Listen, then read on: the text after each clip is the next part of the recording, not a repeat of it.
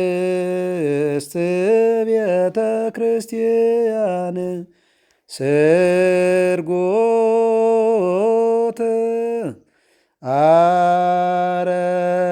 አረፋቲሃ ወስእልት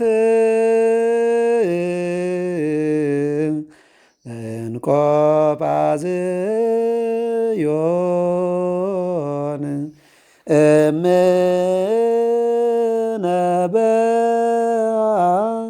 ቅድስት ቤተ ክርስቲያን። ቃልዎት ያሰማልን መምህር። እንግዲህ አመጣጡን ገልጠውታል። የታቦት ዋናው የሚያዘው ቅድም እንዳሉት እርሶ ታቦት የማን ፈቃድ ነው የሚለው ላይ ነው ሰው አስምሮ መያዝ ያለበት። ፈቃደ እግዚአብሔር መሆኑ እንግዲህ እግዚአብሔር ያጸደቀውን ማን ይኮንናል? እግዚአብሔር የኮንነው ደግሞ ማን ያጸድቃል? የእግዚአብሔር ሐሳብ በሙሉ ተፈጻሚ ነው። ምክንያቱም እግዚአብሔር ሲሰራ የሚሳሳት አምላክ አይደለም። ሕግን ሲሰራ ሕግን ሲያስቀምጥ ለሰው መመሪያ ሲሰጥ በሰራው ነገር ሁሉ ነገ የሚጸጸት እግዚአብሔር አይደለም። ስለዚህ እግዚአብሔር ፈቃዱ ሆኖ ለነ ሙሴ እንደሰጠና ያለን ከነ ሙሴ በፊትም በሰማያዊት መቅደስ ታቦት እንዳለ መጽሐፈ ሊቃውንትም እንደዚሁ መጽሐፍ ቅዱስም ያሳያል። ለምሳሌ በራእይ 11:19 በራእይ 11:19 ላይ በሰማይ ያለው የእግዚአብሔር መቅደስ ተከፈተ፣ የኪዳኑም ታቦት በመቅደሱ ታየ። በሰማይ ያለው የእግዚአብሔር መቅደስ ተከፈተ፣ በመቅደሱም የእግዚአብሔር ታቦት የቃል ኪዳኑ ታቦት እንደውም የቃል ኪዳኑ አሁን ስሙንም የቃል ኪዳኑ ብሎ ነው እንደ ብሉይ ኪዳኑ ማለት ነው። የቃል ኪዳኑ ታቦት ታየ አለና ከዛ መብረቅ፣ ነጎድጓድ፣ ድምጽ የተለያየ ድምጽ ያ ሲታይ የተለያየ ድምጽ ተሰማ። ከማን? ከመቅደሱ የእግዚአብሔር ታቦት ካለበት። ስለዚህ በሰማይም ታቦት እንዳለ ቅዱስ ዮሐንስ በራእዩም አይቶታል ማለት ነው። ራእይ ዮሐንስ አይደል? በራእይ 11 ላይ ቁጥር 19 ላይ ያለ ማለት ነው። በሌላም አክሲማሮስ የሚባለው ሊቅም እንግዲህ በሰማይ ባለች በሰማያዊቷ ኢየሩሳሌም ታቦት ዘዶር የምንላት በሰማያዊት ኢየሩሳሌም ታቦት ዘዶር ነው ስሟ። ከዛ ደግሞ ዘያበር በጸዳለ ስሉስ ቅዱስ ብሎ ተናግሯል አክሲማሮስ በመጽሐፉ ቅዱስ ኤጲፋንዮስ ማለት ነው። በስሉስ ቅዱስ ከብርሃን ስለውባት በሰማያዊቷ መቅደስ ታቦት ዘዶር የምትባል እንትን ታቦት እንዳስቀመጡ ከዛ በኋላ ነው እንደውም ለሙሴም ቅዱስ ያሬድ እንዳረቁ ቀዳሚ ያለ ጽዮን ሰማይ ሳረረ ወዳግም አራዮ ለሙሴ አይደል? ደብተራ ኦሪትን ሲሰራ ለሙሴ መጀመሪያ በሰማያዊቷ መቅደስ አምሳል እንዲሰራ አሳይቶ በዛ ደግሞ ታቦትም አለ ማለት ነው። ስለዚህ ደብተራ ኦሪቷም ስትሰራ በሰማያዊቷ መቅደስ አምሳል እንድትሰራ እግዚአብሔር ለሙሴ አሳየው። ቀዳሚ ያለ ሰማይ ሳረረ ወዳግም አራዮ ለሙሴ መጀመሪያ እንደ መቅደስ ሰማይን ሰራ። ቀጥሎ ደግሞ በሰማያዊት መቅደስ አምሳል ደብተራ ኦሪትን ሙሴ እንዲሰራ ቅርጿን ዲዛይኗን እግዚአብሔር አሳይቶ ነው የሰራው። ከዛም ቀጥሎ ነው እንግዲህ ታቦትን እንዲሰራ እግዚአብሔር ያዘዘው ሰጠው። በኋላ ቅድም እንዳልኩት ተሰበረ። ከተሰበረ በኋላ ደግሞ ድጋሚ እንዲሰራ ያደረገው እግዚአብሔር በምክንያት ደግሞ አባቶቻችን ምን ይላሉ? ሙሴ ያመጣው ጽላት መሰበር የአዳም መሳት አምሳያ ነው።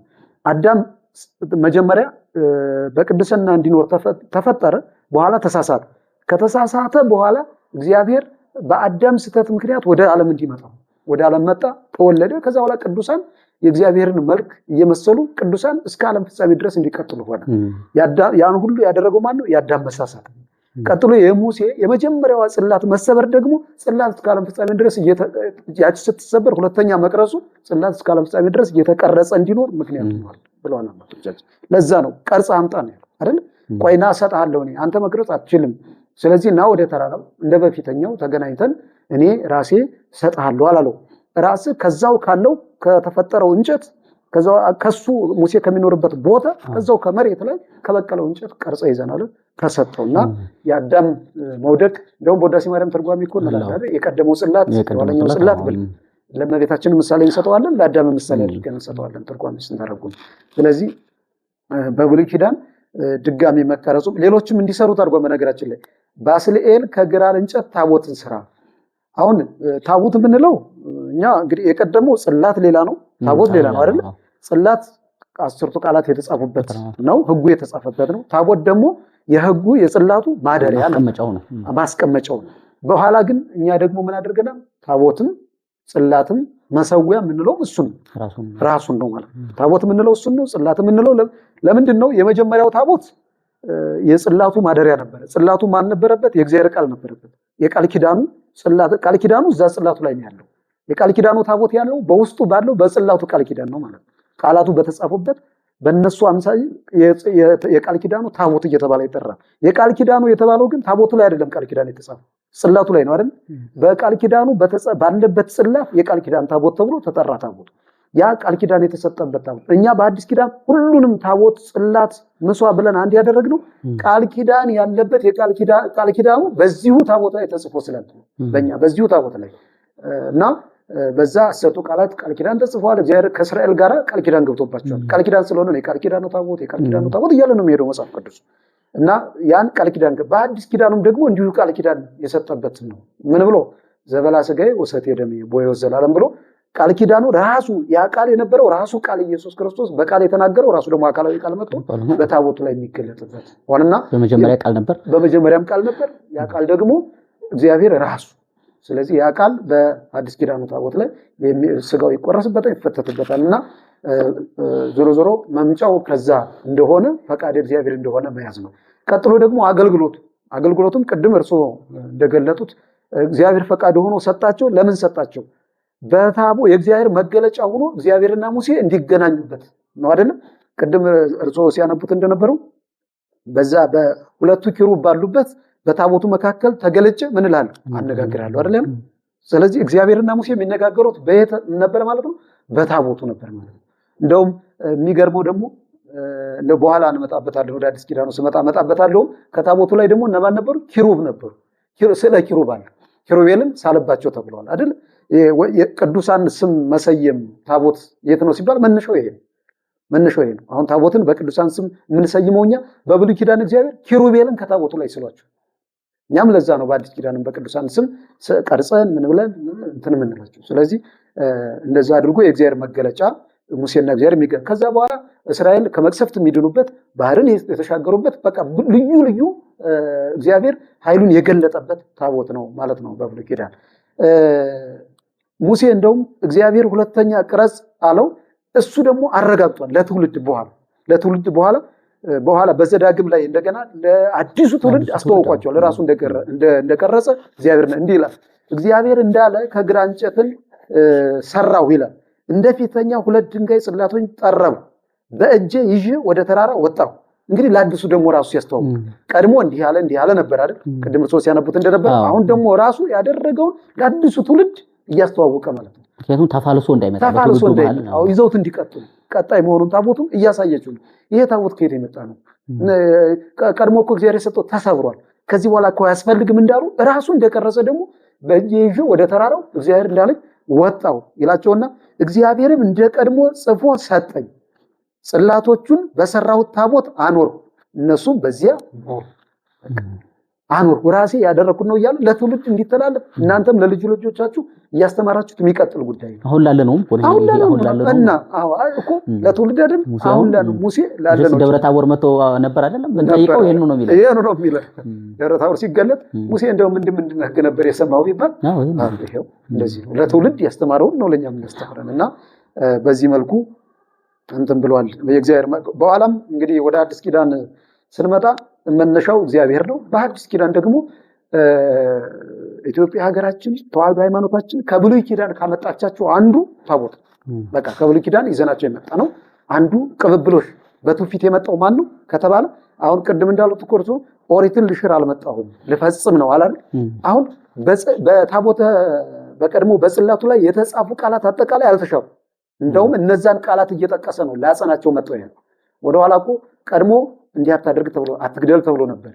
ቀድሞ እንዲህ አታድርግ ተብሎ ነበር። እኔ ግን እላችኋለሁ አትግደል ለተባለው እንደውም አትቆጣ። ቀድሞ በመሐላ ይጽና የተባለው እኔ ግን ፈጽሞ አትማል። እንደውም አዲስ ኪዳን ላይ እነዚህ ጽላቱ ላይ የተጻፉትን ቃላት ከደገመ በኋላ ነው ልሽር አልመጣሁም።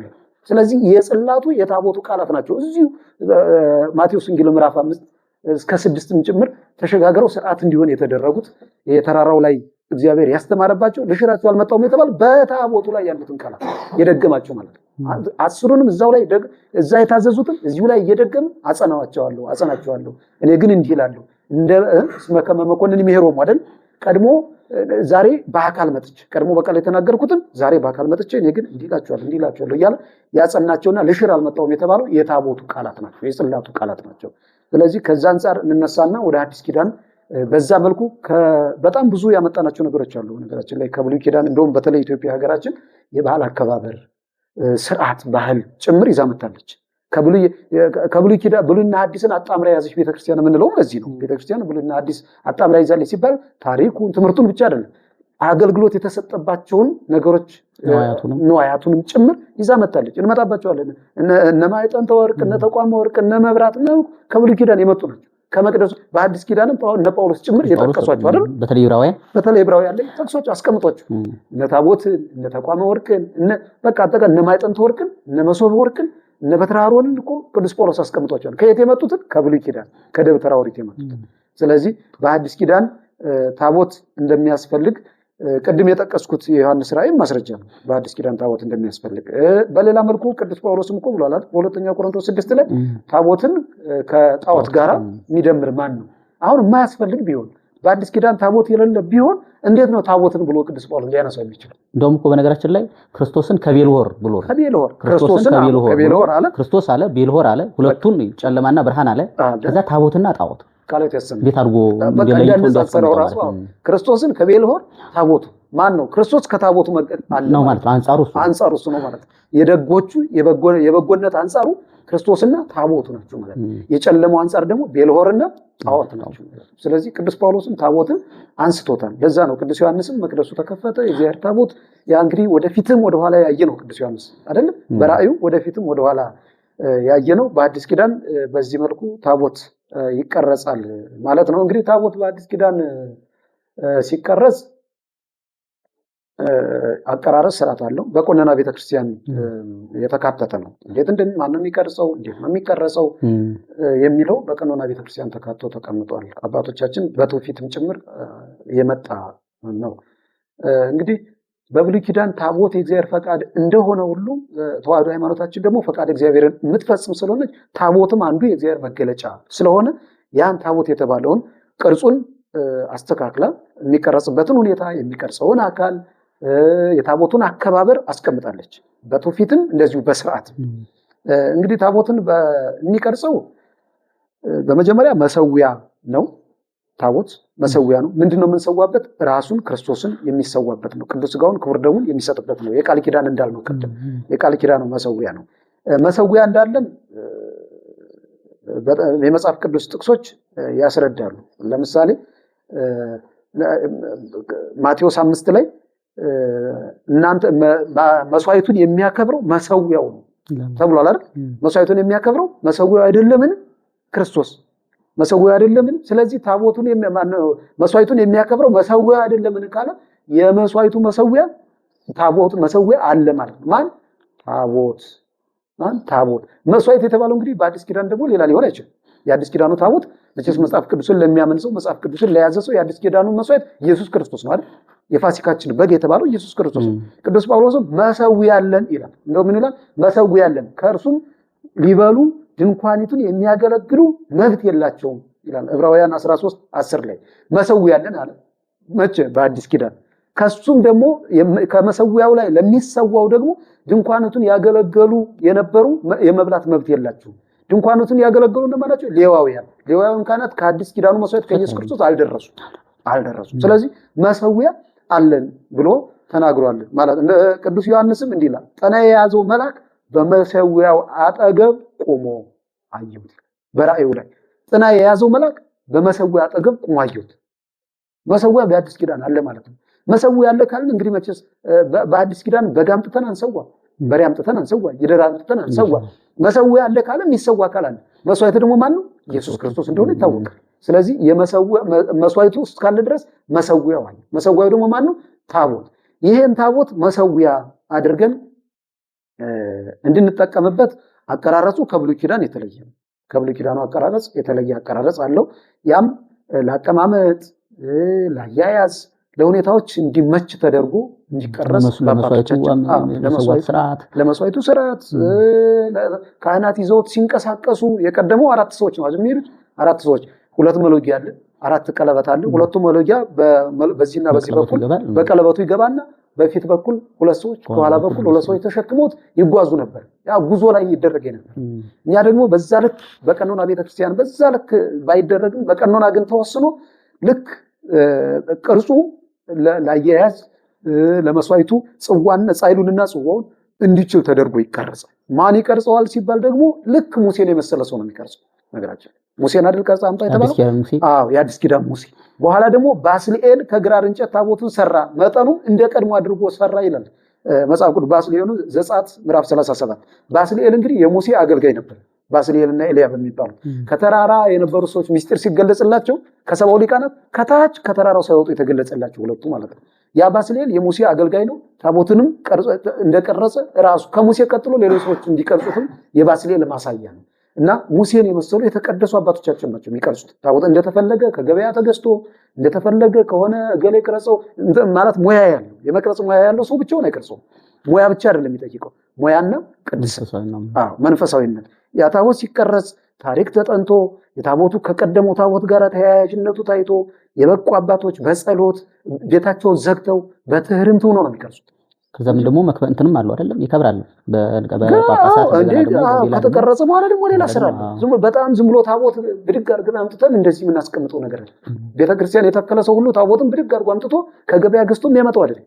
ፈቃድ አለው። ፈቃድ የሚሰጠው አካል ደግሞ ለሚቀርጸው አካል ይሰጣል። የሚቀርጸው አካል ደግሞ በደንብ ያንን ታቦቱን ጽላቱ ማን ነው ብሎ በደንብ ፈቃድ ጠይቆ ወደ እግዚአብሔር እያመለከተ ይቀርጸዋል። ሲቀርጸው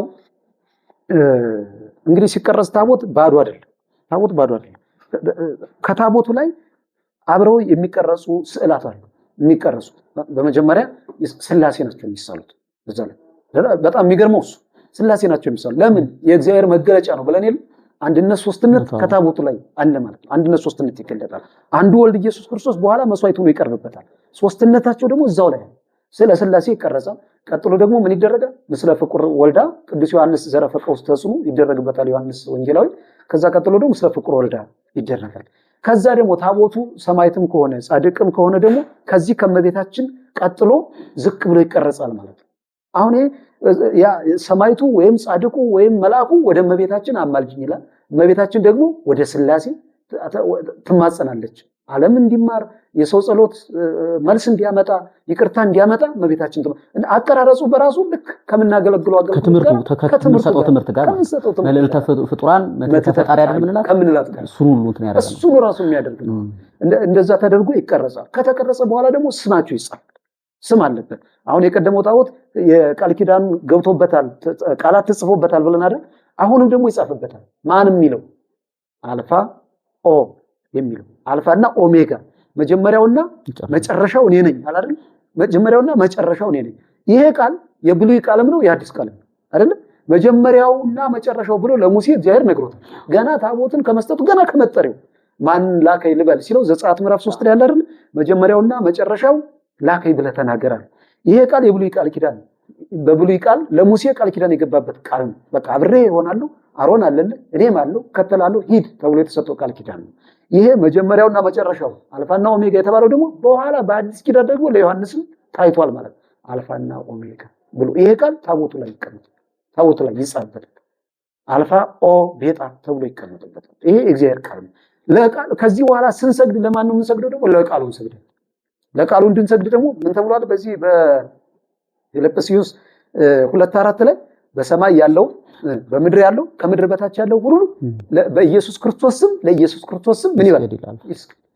ተመለሱ ለጊዜ ኢየሱስ ሁሉ ይስክር ሶስተ ሰማይ ወዘውስተ ምድር ወዘታይት ያለ ምን ጉርበት ሁሉ ለኢየሱስ ክርስቶስ ስም ምን ይበል? ይበርከክ አይደል የሚለው? በኢየሱስ ክርስቶስ ስም ለኢየሱስ ክርስቶስ መንበርከክ ማለት ነው። ያ ታቦት የማን ስም አለበት? ኢየሱስ ክርስቶስ። ምን የሚለው አልፋና ኦሜጋ። አልፋና ኦሜጋ ምን ማለት ነው? መጀመሪያውና መጨረሻው።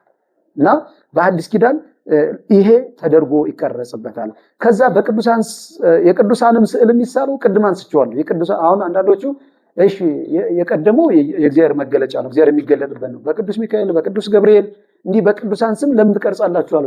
ለምን መጽሐፍ ቅዱሱ ላይ በታቦቱም እንደሚናተፍ አውራ ዶሮ አድርገህ በቀኝና በግራ ሁለቱን ኪሩብ በታቦቱ ላይ ቅረጽበት ሳለበት አለው። በቃ አለቀ። እኛ እንደዛ ነው የምናደርገው። ከታቦቱ ላይ ስላሴ ያሉ ከስላሴ ላይ እመቤታችን አለች፣ ምስለ ፍቁር ወልድ አለች። ከዛ ደግሞ ቅዱስ ዮሐንስ አጠገቡ ይቀመጥ የነበረው አይደል የሚለው ወንጌል በራሱ ዘረፈቁ ውስጥ ነው የሚለው አጠገቡ ሊቀመጥ ለነበረው ይላል ወንጌልም እንደው ማለት ቅዱስ ጴጥሮስ የጌታ ኢየሱስ ክርስቶስ ወዳጅ ለነበረው አጠገቡ ይቀመጥ ለነበረው ለዮሐንስ የሚናገረው ስለማን ነው ጠይቀዋል ነው የሚለው ስለ ይሁዳ ሲነጋገሩ። ስለዚህ ከአጠገቡ እናስቀምጠዋለን ቅዱስ ዮሐንስን እመቤታችንን እናስቀምጣለን። ከዛ ቅዱሳንን ደግሞ እናስቀምጣለን፣ ስማቸውን እናስቀምጣለን። ምን ስላለ በኪሩብን ሳል። በነገራችን ላይ ኪሩብ የሚለው ታቦት ባለበት ኪሩብ የሌሉበት የለም። ኪሩቤልን ሳላቸው። ሶሎሞንም ቤተ መቅደሱን ከሰራ በኋላ እኮ ኪሩቤል ተሰራዋል አይደል? እንደገና የአበባ ጉልጉል ሳለበት። ይሄ ሁሉ እኮ የምናደርገው ስዕል ከታቦቱ ላይ ባዶ ታቦት እነሱ እንደሚያወሩት ባዶ ታቦት አይደል። ስም ያለው ስዕል ያለው የሚሰገድለት የምንበረከክለት እሱ የሆነ ነው እና እንዲህ አድርገን ከሳልን በኋላ ምንድነው የሚሰራው? አስፈላጊነቱ ቅድም እንዳልነው መሰዊያ ነው። በአዲስ ኪዳን ራሱ ክርስቶስን የምንሰዋ ራሱ ቃል ኪዳን ሆኖ የመጣበት ራሱ ክርስቶስን የምንቀበልበት ማዕድ አድርገን የምናገለግልበት ነው እና እንደዚህ ይላል። ያለ ታቦት ቅዳሴ አይቀደስም። ያለ ታቦት ቅዳሴ አይቀደስም። ምናልባት ቅድም እንዳሉት በእምነት አንድ ሆነን አሃት አብያተ ክርስቲያናት ታቦት የሌላቸው አሉ። እንግዲህ ታቦት የሌላቸውን እነሱን ነው ለምን እንደሌላቸው መጠየቅ። ለምንድን ነው ታቦት የሌላቸው? ከመጽሐፍ ስለሌለ ይሁን ለምን ይሁን እንግዲህ ብዙ ነገር ነው። በነገራችን ላይ በስርዓት ከኛ ጋር አንድ አይደለም። አብዛኛዎቹ ተመሳሳይ ነን አሃት ነን ብንልም በአምልኮ ወልድ ዋህድ በማለት አንድ አካል አንድ ባህሪ በማለት ወልደ አብ ወልደ ማርያም በማለት እንመሳሰላለን እንጂ በስርዓታችን ብዙ የሚለያዩ የስርዓት ሁኔታዎች አሉ። ከስርዓታችን አንዱ ደግሞ እኛ ታቦት ነው የአምልኮ መገለጫችን እና እኛ ኢትዮጵያውያን ታቦት አለን። ያም ቀድሞም ታቦት ወደ ኢትዮጵያ የመጣችው እኛ ጋር ነው። እንግዲህ እኛ ታቦት ጽዮን ስላለችን ጭምር ታቦትን ሁልጊዜ እንላለን። በኋላም ታቦት ፍሬምናጦስም አባ ሰላማም ታቦት ለምሳሌ በነጣና ቂርቆስ በነተደባበ ማርያም አክሱም ጽዮን ባረፈችባቸው ታቦት ጽዮን ባረፈችባቸው ቦታዎች ጽዮንን እያሉ አክሱም ሄዳ ስታርፍ በኋላ እኛ ጽዮንን ወደኛ መልስ እያሉ ሲያስቸግሩ ምንድነው ያደረግላቸው? ታቦት ጽዮንን ቀርጾ በዛ መስዋዕት እንዲሰዉ ነው ያደረጋቸው። ዞሮ ዞሮ ግን ወንጌሉ መሰዊያ አለን ካለ የታቦቱ ጥቅም ምንድነው ከተባለ መሰዊያና የእግዚአብሔር መገለጫ ቅዱስ ሥጋውን ክቡር ደሙን የምንቀበልበት። ከዛ በኋላ እንግዲህ ይሄም ሲሆን ደግሞ ቅድም እንዳልኩት ተቀርጾ ደግሞ ዝም ብሎ ለስራ ላይ የሚውል ሳይሆን ከብሮ ነው በጳጳሳት ይባረካል። የቀረጸው አካል የበቃ አካል አለ። ከቀረጸው በኋላ ደግሞ የበላይ ስልጣን ያላቸው አባቶቻችን ጳጳሳት አሉ። ይከብራል፣ ይባረካል፣ በሜሮን ይቀበል የሚከብረው ከዛ በኋላ ነዋየ ቅድሳት የሚሆነው ከዛ በኋላ። ከዛ በፊት ታቦት አልነበረም፣ ተራ እንጨት ነው የሚሆነው አይደል? ተራ እንጨት ነበር። በኋላ ግን ከተቀረጸ በኋላ ይመጣና በሜሮን ይከብርና ከዚህ በኋላ ታቦት ይሆናል። ከዛ ከመንበሩ ይቀመጣል። ማንም ሰው የማይነካው የማይቀርበው ይሆናል። ቀድሞ እኮ ያ ሙሴ የወሰደው እኮ እንጨት ነበር አይደል? ሙሴ ከወሰደው በኋላ ቃሉ ሲጻፍበት ነው ታቦት ሆኖ ሰዎችን መክሰፍ እንዳይነኩት እንዳይጠጉት ቤተሳሚን ወደ 5000 አካባቢ ህዝብ ነው የተከሰፈው ርቀው ባለመሄዳቸው ምክንያት በመቅረባቸው ምክንያት። ስለዚህ ታቦት በአዲስ ኪዳን በጳጳሳት ከብሮ የሚገለግል አገልግሎት የሚሰጥ ነው ማለት ነው። ይጨምሩበትና ደግሞ እንግዲህ እንቀጥላለን። እሺ ቃልዮት ያሰማልን። ያው ሰፊ ሐሳብ ስለሆነ ነው በነገራችን ላይ ይሄንን ታቦትን ጉዳይ የምናነሳው ተመልካቾቻችንም በደንብ እንዲረዱት መልስ እንዲሰጡ ምናልባትም ደግሞ እንደው እንግዲህ እንዳጋጣሚ ሆኖ የሚቃወሙም ሰዎች የሚሰሙት ከሆነ የሚደርሳቸው ከሆነ እንደው መጽሐፍ ቅዱሳዊ መሆኑን እንዲረዱት ነው። መቼም ታቦትን በመናነሳ ጊዜ እነዚህ ሰዎች ታቦትን ይቃወማሉ እንላለን እንጂ መቅደሱንም ክህነቱንም ጠቅላላ ጥምቀቱንም ጭምር የአዲስ ኪዳኑንም ጥምቀት ጭምር የማይቀበሉ አሉበትና ሰፊ ነው። እንደው እነሱን ታሳቢ አድርገን መልስ ስለማንሰጥ ነው። ታቦቱን በተመለከተ በተለይም ለሙሴ እንደ መጀመሪያው አድርገህ ስራ የሚለው ቀጣይነት ያለው ተግባር ነው። ልክ አሁንም ድረስ በቃ ስራ የሚለው ቃል ሙሴን ለሚመስሉ በሙሴ ስርዓትና ሕግ ለሚኖሩ በብሉይ ኪዳን አዲስ ኪዳንም ስንመጣ ደግሞ ያንኑ ስርዓት ይዘን ነው የቀጠልነው። አዲስ ኪዳናዊ አድርገን ነው ማለት ነው። በክርስቶስ እንደገና አዲስ ኪዳን አድርገን ቀድሰ ነው ማለት ነው። ልክ ትንቢት በክርስቶስ እንደተፈጸመ ምሳሌ በክርስቶስ እንደተፈጸመ ታቦትም በክርስቶስ እንደገና ከብሮ ነው። ለዛ ነው ለምሳሌ ታቦት የሌለው ቤተ መቅደስ የለም አይደል? በብሉይ ኪዳን በአዲስ ኪዳን መቅደስ እንዳለ ክርስቶስ ነግሮናል። ማለት ለምሳሌ ማቴዎስ ወንጌል ምዕራፍ 21ን ዮሐንስ ወንጌል ምዕራፍ 2ን መጨረሻ ላይ ማየት እንችላለን። ቤቴ የጸሎት ቤት ይባላል፣ የእናንተ የንግድ ቤት አደረጋችሁት ይል ነበር አይደል ቤተ መቅደሱ። ስለዚህ ቤቴ የጸሎት ቤት ይባላል ሲል ያ የጸሎት ቤት ያ ቤተ መቅደስ ታቦት ያለበት እንደግዳውም ይሄን ቤተ መቅደስ አፍርሱት እኔ በሶስተኛው ቀን አስነሳዋለሁ ይል ነበር አይደል። በእርግጥ እነሱ ይመስላቸው የነበረው ስለ ቤተ መቅደሱ ስለ ሶሎሞን ስለሰራው በነገስታቱ ስለታነጸው ነው። ክርስቶስ ግን ስለ ራሱም ጭምር ስለ ስጋውም ጭምር ይነግራቸው ነበር። ግን እዚህ ውስጥ ስለ ስጋው የሚንገራቸው እንጂ ይሄን ቤተ መቅደስ አፍርሱት ማለት ብሉይ ኪዳንን በአዲስ ኪዳን እንደሚያስነሳውም ጭምር ይነግረናል። አነሳዋለሁ ነው የሚለው። ስለዚህ የሚያነሳው ያንኑ ነው ማለት ነው። ያንኑ ቤተ መቅደስነቱን እንደሆነ የምናይበት ነው። ቅድም እርሶት ሲያነሱት እንደነበረው ነው። ወደ አዲስ ኪዳን እንግዲህ ብዙ ማሳያዎችን ማንሳት እንችላለን። ግን እንደው ባጭሩ ሁለት ነገሮችን ማየት ያስፈልጋል ሰዎችም ከሚያነሱት አንፃር። አንደኛው ታቦት ያላችሁ እናንተ ብቻ ናችሁ፣ እነዚህ አሃት አብያተ ክርስቲያናት ኦርቶዶክስ ሆነው የሌላቸው አሉ የሚሉ ሰዎች አሉ። በብዙ ጥናቶች መቼስ ይሄ ዘመን ጥሩ ዘመን ነው። በእውቀት ሽግግር አለ፣ የመረጃ ልውውጥ አለ እና በእነሱ ዘንድ ያሉ ብዙ የሃይማኖት መምህራን የሚቀኑበት እንደውም የኢትዮጵያ ኦርቶዶክስ ተዋሕዶ ቤተክርስቲያን ነው። እነሱ በብዙ ሁኔታ በአሕዛብ ጭምር ጫና የታሪክ ሽግግሩ ደግሞ ከብሉይ ኪዳን ወደ አዲስ ኪዳን ሳይሆን ቀጥታ አዲስ ኪዳን ውስጥ በመግባታቸው ምክንያት ብሉይ ኪዳንን ባለማግኘታቸው ምክንያት እንደሆነ የቀረባቸውና እንደሚቀሙ እና ህየንተ ታቦት ብለው መስዋዕት የሚሰውበት አጽመ ቅዱሳን እንዳላቸው ህየንተ ታቦት በታቦቱ ፈንታ ነው የሚሉት። እኛ ታቦቱ ስላለን ነው። እነሱ ግን በታቦቱ ፈንታ ብለው አጽመ ቅዱሳንን መንበሩ ላይ አድርገው የነዛ የቅዱሳን ቃል ኪዳን እንደ ታቦት ሆኖላቸው መስዋዕት እንደሚሰው ከጥናቶችና ከተደረጉ ሁኔታዎች አይተናል። እና ይሄ የሚያሳየን ቤተክርስቲያናችን የሚያኮራ ደፍረን ልንናገር የምንችለው መሰረትና ጉልላት ያላት ብሉይ ኪዳንንና አዲስ ኪዳንን አስማምታ ዋህዳ የምትተረጉም እንደሆነች የሚያሳይ ነው። እንደሌሎቹ ተቆንጽሎ አዲስ ኪዳንን ብቻ ተረክበው ብሉይ ኪዳን ጥያቄ ሆነባቸው አይደለም። እኛ እንደዛ አይደለንም። እና ብሉይ ኪዳንን አዲስ ኪዳን ላይ አምጥተን አዲስ ኪዳን አድርገን ነው ታቦቱን ክህነቱን መቅደሱ አማናዊ አድርገን ያንን ምዕመናን ድነት እንዲያገኙበት ድነት ሲያገኙበት ደግሞ አዲስ እንግዲህ እንዳይሆንባቸው ከብሉይ ኪዳን ጭምር ያለው የእግዚአብሔር ሐሳብ ስለሆነ የእግዚአብሔር ፈቃድ ስለሆነ ያኛው የእግዚአብሔር ፍላጎት በመሆኑ የአዲስ ኪዳኑም ዓላማ የክርስቶስ በመሆኑ እዛም ሆኖ በሽስ ቅዱስ ጳውሎስ አንዲ መልእክቱ ላይ ያለው አይደለም። ምናልባት እንዲህ ጥቅሱን አላስታውስም፣ ግን እንዲህ ይላል አይደል እግዚአብሔር ሙሴ ከአለቱ ውሃ እያፈለቀ ያጠጣቸው ነበር ይልና ያም ማለት ክርስቶስ ነበር ይላል። ቆሮንቶስ 10 እና ያም ማለት ክርስቶስ ነበር ይላል። ስለዚህ ምን ማለቱ ነው ቅዱስ ጳውሎስ? ሙሴ ይመታው የነበረው አለት ክርስቶስ ነው። በቀጥታ ምሳሌነቱን እንዴት አማናዊ እንዲያደርገው በቃ ያም ማለት ክርስቶስ ነበር ሲል ከክርስቶስ ጎን ማይገበውን እንዴት አድርጎ እንዳመሰጠረው እናያለን። እና የብሉይ ኪዳንና የአዲስ ኪዳን ቅዱሳት መጽሐፍት የተሳሰሩ ልንረጣጥላቸው ማንችላቸው የእግዚአብሔር ቅዱሳት ሐሳቦች ናቸው። እንደውም አንድ ሊቅ የእግዚአብሔር የተቀደሰ እስትንፋስ ይለዋል። ብሉይ ኪዳንና አዲስ ኪዳን የእግዚአብሔር የተቀደሰ እስትንፋስ ይላል። ምናልባት እንደው ልዩ ነገር እንኳን ብናገኝ ከኛ ድካም ጭምር ለምሳሌ የተሻሩ ህግጋት አሉ ከብሉይ ኪዳን ምንላቸው እንኳን ከኛ ድካም አንፃር የተሰሩት ናቸው እንጂ እግዚአብሔር በፈቃዱ የሰጠን ጸንቶ የሚኖር ነው ማለት ነው። ሁለተኛው እዚህ ላይ ሁልጊዜ ማስተዋል የሚገባን በተለይ ታቦትን ከብሉይ ኪዳን የተሻገሩትን ነዋያት በሚመለከት ስናስብ ሰዎች የሚቃወሙት ይህን ብቻ አድርገን እንዲያናስበው ነው። አሁን ታቦትን የሚቃወሙ ሰዎች ታቦትን ብቻ አይደለም የሚቃወሙት፣ ወይም ብሉይ ኪዳን ላይ ያለውን ብቻ አይደለም የሚቃወሙት፣ አዲስ ኪዳንም የማይመስሏቸውን ጥቅሶች በሙሉ አይቀበሉም። እና ብዙ ሰዎች ከነሱ አንፃር ብቻ የሚያዩ ሰዎች አሉ።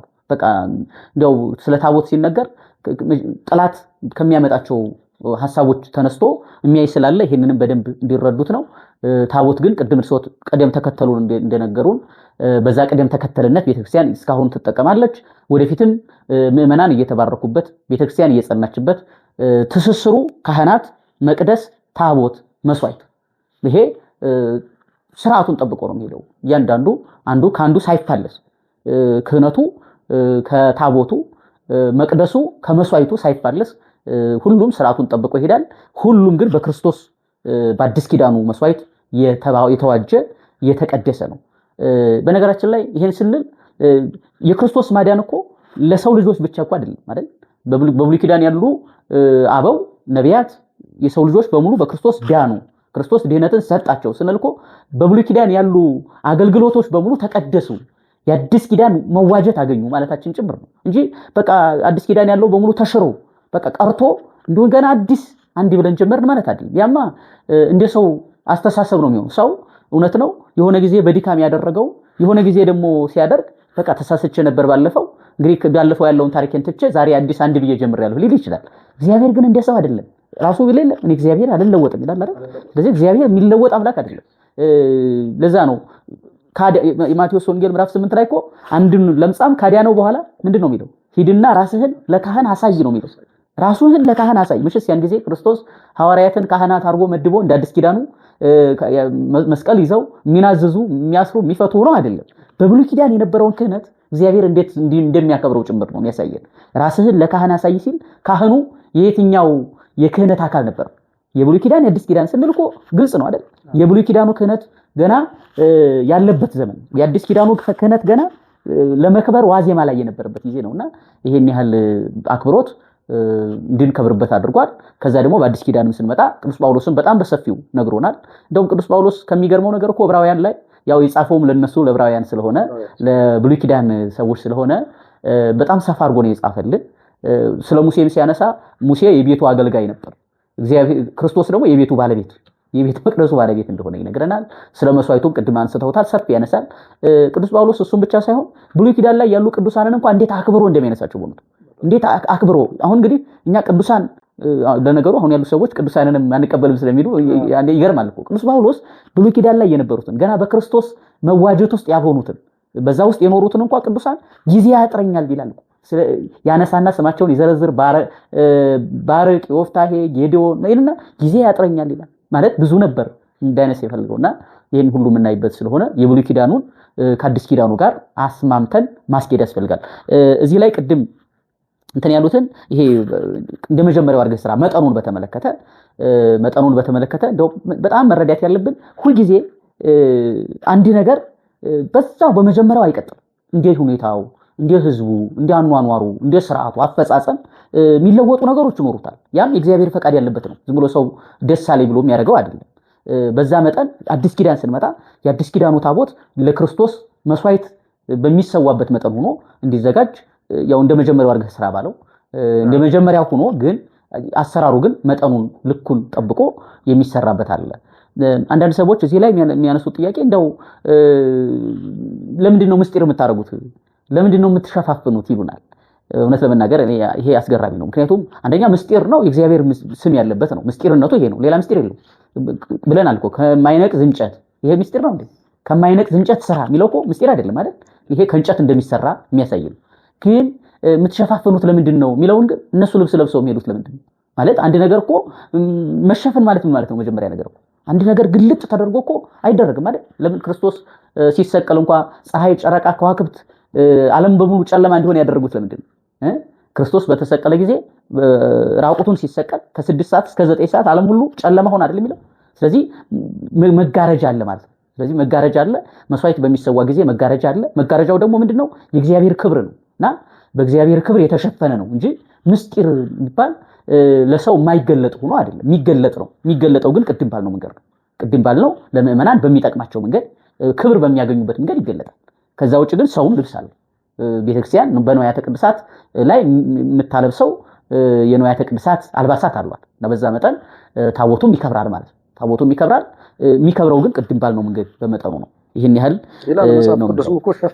ሸፍነው ነው የሚለው አይደል? ቅድም ታቦቱን ራሱ ሸፍነው ነው። አዎ ሸፍነው ይላል። ያንን ነው ይላል። ይሄንን መሰረት ያደረገ ነው። እንግዲህ እዚህ ድረስ ነው የምንወያየው። የሚጨምሩበት ካለ የጨምሩበት ሁኔታ እንግዲህ ያው እንደተባለው የአዲስ ኪዳንና የብሉይ ኪዳን ታቦት ከአገልግሎታቸው አንፃር በጣም ብዙ ልዩነት እንዳላቸው መያዝም ያስፈልጋል። ልዩነት አላቸው። የብሉይ ኪዳኑ የሚሰዋበት ሌላ ነገር ነው። የብሉይ ኪዳኑ በብሉይ ኪዳኑ ታቦት ላይ የሚደረገው አገልግሎት በአዲስ ኪዳን ከሚደረገው አገልግሎት ጋር ልዩነት አለ። ቅርጹ ልዩነት እንዳለው ሁሉ ማለት ነው። የተቀረጸበት ልዩነት እንዳለው አገልግሎት አሰጣጡም ልዩነት አለው። የብሉይ ኪዳኑ ይሰጥ የነበረው አገልግሎት ባሕር ከፍሏል፣ ብዙ ተአምራትን አድርጓል። የአዲስ ኪዳኑ ታቦት ደግሞ የክርስቶስ ደም ያረፈበት የክርስቶስ ስጋ የተቆረሰበት ስለሆነ ድህነት የተደረገበት ነው ማለት ነው። ደሙ ፈሶበታል። ደሙ ነጥቦበታል፣ ስጋው ተቆርሶበታል። ማን ላይ? ታቦቱ ላይ። ስለዚህ ከብሉይ ኪዳኑ የተለየ የብሉይ ኪዳኑ የሚረጨው የበግ ደም፣ የፍየል ደም፣ የጊደር ደም ነበር። ቤተ መቅደሱም የሚረጨው ታቦቱ ላይ የሚረጨው ነበር። የአዲስ ኪዳኑ ታቦት ግን የሚፈተትበት የሚፈስበት የክርስቶስ ስጋና ደም ስለሆነ ክብሩ በጣም የተለየ ነው። ከዛ ነገራችን ላይ ክብሩ የአዲስ ኪዳኑ ታቦት ከብሉይ ኪዳኑ ክብር የበለጠ ክብር ነው። ክርስቶስ ራሱ ስለሆነ ራሱ የሚሰዋው ራሱ ስለሆነ ማለት ነው። እንደው ከእንጨት መሰራቱን ብቻ ተቀርጾ መምጣቱን ብቻ አይደለም። በተቀረጸው ላይ የተደረገው ምንድን ነው? እኛ ድንግል ማርያምን እኮ ለዚህ ነው የምናከብራት። ሰው ናት እንደኛ፣ ግን ክርስቶስ ስላደረባት አይደለም ልዩ ናት የምንለው። ክብሯ ልዩ ነው። መልዕልተ ፈጣሪ መትሕተ ፈጣሪ መልዕልተ ፍጡራን ያልናት ክብሯ ልዩ ነው ያልነው ክርስቶስ ስላደረባት ነው እንጂ በቁመት በመጠን በአካል እንደኛ ናት፣ እንደ ሰው ናት። ስለዚህ የአዲስ ኪዳኑ ታቦትም እንጨትነቱ እንጨት ነው፣ የሚቀረጽ ነው። ከድንጋይ ከወርቅ ከተለያዩ ማዕድናት ሊቀረጽ ይችላል። ግን ድንጋይነቱ ብቻውን ሳይከብር ድንጋይ ነው። ወርቅነቱም በወርቅነቱ ሳይከብር ሳይባረክ ወርቅ ስለሆነ ጽሩይ ነው ምንም አያስፈልገውም ተብሎ አገልግሎት አይበቃም። ከወርቅም ቢሰራ በሜሮን ነው የሚከብር፣ በጳጳሳት ቦራኪ ነው የሚከብር። ከድንጋይም ቢሰራ እንዲሁ ከተለያዩ ማዕድናት ቢሰራ እንደ ማዕድናቱ ጥራት ሳይሆን የሚያጠራውና ልዩ የሚያደርገው ቦራኪ በቤተክርስቲያን ጸጋዎች ይባረካል። ስለዚህ በቤተክርስቲያን ጸጋዎች የተባረከ ክብር የሚገባው ስግደት የሚገባው አውጥተን የምንባረክበት የኢያሪኮን ግንብ ያፈረሰ እኮ ነው አይደል? ኢያሪኮን ግንብ ያፈረሱበት ነው። ዮርዳኖስን የተሻገሩበት ነው። ዮርዳኖስን የከፈሉበት ነው። እኛ ደግሞ ሲኦልን የከፈልንበት። በቃ ሲኦልን ተሻግረን የምንሄድበት፣ ገሃነምን ተሻግረን መንግስተ ሰማያት የምንገባበት ክርስቶስ የተሰዋበት ታቦት ስለሆነ መሰዊያ እና ታቦት የምንለው እሱ ነው። ይህንን እንግዲህ አሁን የታቦቱን ክብር እንዲህ አመጣጡ እንድንገልጥ የተገደድነው ከቤተ ክርስቲያን አገልግሎቱ ጋር ነው። ንዋያቱን መዘርዘር ላይ ነው ያለነው፣ ስርዓተ ቅዳሴ ላይ ነው ያለነው። ግን እንዲሰፋ አድርገን ታቦትን መነጋገር ያለብን ከቤተ መቅደሱ ታቦት ምን ይሰራል እንዳይባል ነው እና በደንብ እያሳየን ያለነው ቀድሞ በቤተ መቅደስ እንዳለ ነው። ጳውሎስም እንዳስቀመጠው በቤተ መቅደሱ ከንዋያቱ ጋር አብሮ እንደነበረ ይናገራል። አሁንም ከኛ ቤተ መቅደስ አብሮ አለ። ከነዛ ቀድሞ ከተጠቀሱት ንዋያት ጋር ታቦት አለ። አሁንም ካሉት ንዋያት ጋር ታቦት አለ። ይሄን ታቦት ደግሞ በዚህ መልኩ በመንበሩ ላይ አስቀምጠን እንግዲህ ዙፋኑ ነው መንበሩ። በነገራችን ላይ ጽላት፣ ታቦት፣ ምሷ ያልነው አንዳንድ ቦታዎች አሁን የቀድሞ ቅርስ ያለባቸው ቦታዎች ጽላት አድርገው ደግሞ ታቦት ለብቻ ሰርተው የሚያስቀምጡትም አሉ። ማህደር ሰርተው ታቦቱን ቀርጸው የሚያስቀምጡት አሉ። አሁን እኛም ደግሞ እንደ ታቦት ያንን ታቦት ብለን የቀረጽነውን መሰዊያ ያልነውን ጽላት ያልነውን ሐመር ብለን የምናስቀምጥበት ከመንበሩ ደግሞ አለ ሐመር የሚባል ያ መንበሩ ሐመረ ኖህ ተብሎ ሐመር ተብሎ ከርሳ ሐመር ይባላል መንበሩ ያለበት። መንበሩ ራሱ ቀድሞ ሙሴ እንደቀረጸው አይነት እንደ ታቦቱ አይነት ነው ማለት ነውና በጣም ብዙ ናቸው ያሉት። ያው መንበርን ቀጥሎ ደግሞ የታቦቱ መቀመጫ ስለሆነ ከጊዜያችን አንፃር እናየው ይሆናል። እንግዲህ ለዛሬ ያለኝ ይሄ ነው። እንግዲህ ጥያቄ ካላቸው ተመልካቾቻችን ያው ለመማር እንግዲህ ዝግጁ የሆነ ሰው ሁሉ ለመጠየቅም ዝግጁ እኛ ያቀረብነው ይሄን ሙሉውን እንግዲህ ስለ ታቦት ጥናት ያደረጉ ሊቃውንት በተወሰነ መልኩ በየጊዜው ገልጠውታል። እኛ ደግሞ ከነሱ ቀድም ለትውልድ ሙሴ የታቦቱን ጉዳይ እንዳስተማረ እኛ ደግሞ እነዛ አበው ሲያስተምሩ ላልደረሰው ለማዳረስ ነው እንጂ ትምህርቱ አዲስ ነው እያልን አይደለም። ሊቃውንት ገልጠውታል፣ በመጽሐፍ በቃላት በተለያዩ በሶሻል ሚዲያ ይነገራል። እኛ ደግሞ ምናልባት እዛ እንደየሁኔታው አይደል እንደየአካባቢው እንደየሁኔታው የሚገኘው። ስለዚህ እኛም በቅርበት ለምናገኛቸውና ይሄን ለሚከተሉን የአባቶቻችን ትምህርት ለማሳየት ስለሆነ ጥያቄ ካላቸው ጥያቄያቸውን መላክ ይችላሉ፣ ይላኩልን። እኛ ደግሞ አንድ ቀን የጥያቄና የመልስ ቀናቸውን አዘጋጅተን በዚህ መልኩ ከሊቃውንትም ከመጻሕፍትም ደግሞ መልሶቻቸውን ይዘን እንቀርባለን። እንግዲህ ለእኔ ያለኝ ዛሬ ይህ ነው። እግዚአብሔር ይስጥልኝ። ይቆየን። ይስብሐት ለእግዚአብሔር።